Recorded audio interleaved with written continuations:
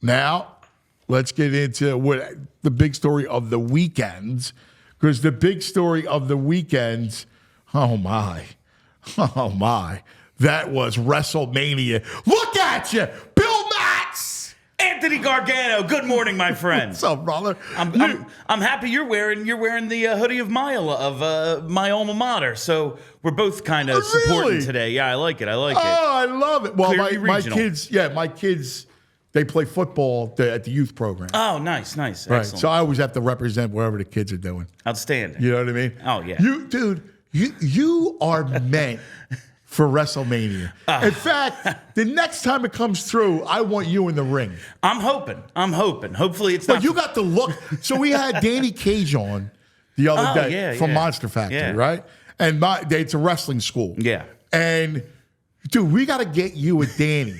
He'll train you. Like, you would be awesome. Oh my God. You got the personality, you got the hair, right? And you got the athleticism. Yeah, definitely. I think I have the athleticism. Let's do it. I'll get in the ring. Sure, absolutely. So give us, listen, you know more than I do, right? So tell me about it. Like, give me your review. Anthony, it was a tremendous time. I just had so much fun over the weekend, and it being at the link just meant so much. Like, I got home last night and started watching just to see the presentation I couldn't see. I was like, oh my, like, this was here. Like, it just felt like, as a lifelong wrestling fan, it just felt like something I never thought we were going to have. Really? Like, WrestleMania, once they moved to the stadiums, I was like, well, we live in the Northeast, and they do this in April. We're never getting one as long as the link's outside.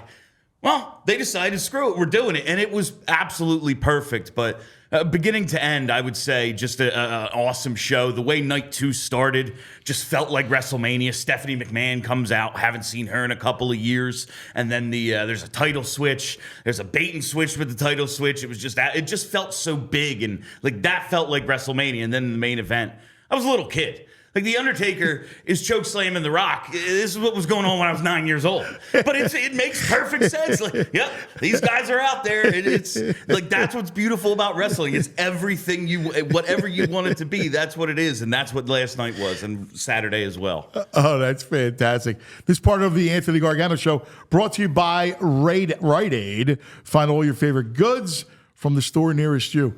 So a guy like me, right? I don't know. The big story of the day is WrestleMania, and that's presented by TrueMark Financial Credit Union. I got to ask you, like, give me with The Rock, give me a plot line, a summary, a synopsis of what really took place. My kids went Saturday night. Oh, very nice. Like, they were all, Anthony comes home, he's like, yeah, high five Jason Kelsey. Oh, that was so cool seeing Lane and Jason Kelsey out there. But basically, with The Rock, his nephew is Roman Reigns. Okay, they're part of this huge Samoan dynasty. All of the Samoans in professional wrestling basically are related, and they all came from like these two families. That's how it goes. But The Rock's been gone forever, biggest star in Hollywood, makes the huge blockbuster movies. Roman Reigns has been champ for 4 years now, it seems. And Rock comes back. Looks like they're going to do a thing together. But Cody Rhodes had won the Royal Rumble, and he wants his title shot against Roman Reigns. Kind of screws up their plans, and then it ends up being on. So Rock's like an interloper. Yeah, Rock just kind of comes in. Well, I'm a huge star. I'm the man. I get the main event, and that's not quite how it goes. So they say on Saturday, we'll determine the rules of Sunday with our match. Of course, the bad guys win Saturday to set up the nonsense of Sunday. And then you just get everything you got then with all the run-ins, all the interference, just absolute insanity. But Cody Rhodes has been telling this story for 2 years. He lost in the main event last year, and it was kind of like, how do you pick yourself back up from this? And then comes all the way back, and then eventually ends up winning the title last night in front of 75,000 people, and it was a party. So what was the crowd like? How were they into it? Oh yeah. Like, I can only imagine, right? Like, because I was saying this before, that we kind of are the perfect town for this sort of thing, because we get into it. We like to play a role, like the whole thing. Like, Philadelphia was on display the whole weekend. Oh, very much it was. And I think it was kind of the perfect setting, just from like one of the opening videos, really. They put Cody Rhodes up against the Meek Mill Dreams and Nightmares song. And it was like, oh, Like, this is a perfect juxtaposition here. Like, this tells the story. The entire run-through I gave you the last 2 years, like, no, you could just show this guy and play this song, and everyone in this building gets it, and now we are on his side. And, like, that's how it went. It was the perfect, like, setting for it, I think. How many Eagle chants? Oh,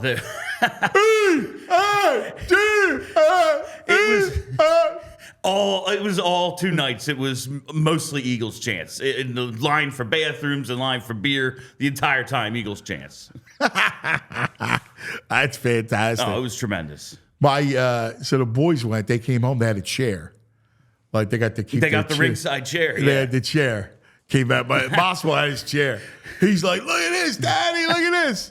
Then that little bastard, right? Like Anthony's all excited. He puts it up like in his room, the whole thing. And Mosswell goes, "Yo, how much you think I get for this on eBay?"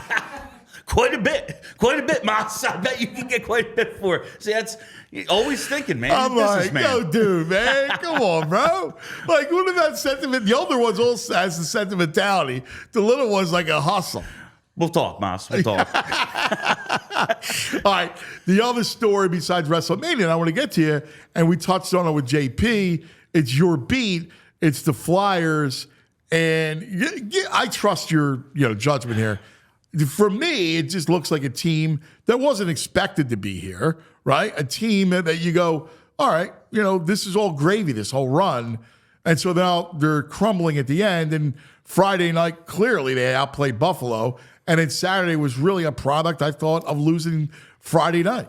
Yeah, it was, getting caught up after all the craziness of the weekend, just kind of getting caught up back in Flyers land. Read Charlie's article, catch your guys' show, JP, excellent job. But it just looks like they've run out of gas, and they are just absolutely done. And it's really, like, it depends on what your expectations, how they changed along the way. Because everyone in the beginning of the year is a bottom 5, bottom 10 team.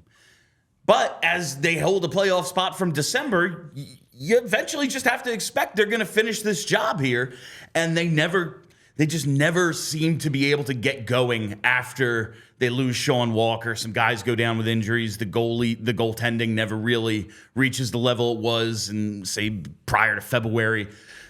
And now it just looks so bad. So if you're a person whose expectations were like, well, they're in, so they should finish this off, you have to be let down by this thing. I think Charlie put it perfectly in his story. The thing we were all convinced was great about this team, it's like, okay, it's the coaching, it's the culture. All right, if you're going to be the try-hard team, you can't fall apart at the very end. That is disheartening just to just stick it out, get to the postseason, see if you can find a way, because that's what they've done all year.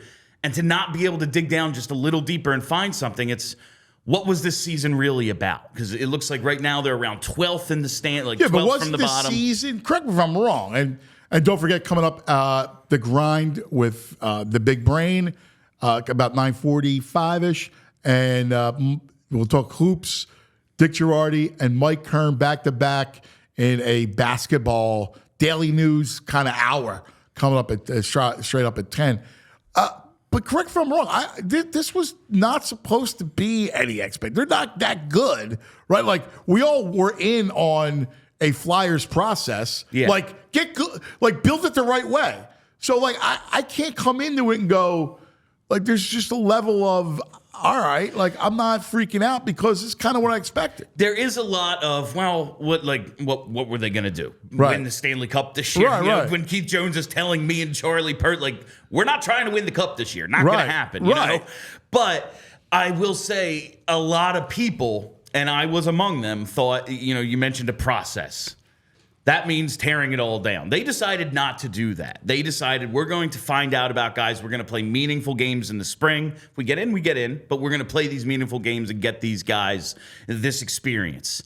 Now, it looks like you're not going to get in. You aren't going to have a top 5 pick. And it's, all right, you found out about some guys, but we might have just found out some information we really didn't want to know. I think that's the most disappointing thing is, we're not ahead of schedule. We're right where we thought we were. Yeah, but the think that's what's deadline, though, the disappointing. deadline was. Yeah. I mean, their plan showed you Absolutely what they wanted to do. No, you trade your most effective defenseman basically at the time, and you're making a playoff push. Clearly, the priorities are not making the playoffs. I think it's just a little disappointing to people right now, and then to see draft lottery. We'll see how it goes. We'll see how the last 4 games go. Maybe they win them and get in. Crazy stuff happens all the time. It's hockey, but I think it's just really the disappointment of, all right, so we're going to pick 12th and no playoffs again. So it's exactly what happened during the Hextall era. And I don't quite see it that way, but I understand people who are thinking that way. All right, well, we got to discuss the one thing with this team, and it's the Tortorella factor, right? Like, how real is the Tortorella factor when he's, we all get a kick out of him, right? Because, he'll just, say what he's on his mind and call out everybody. And the question is he the right guy for this kind of team and the expectation? Like, I always thought Tortorella was the guy that gets you from a playoff team to like a legit Stanley Cup contender because he can amp you up a little bit. But for this type of team, is he a fit? And by the way, that style, is that a fit in 2024? I mean, and you have to ask that question, it's just an obvious one. Oh, yeah. No, I think his style wears thin.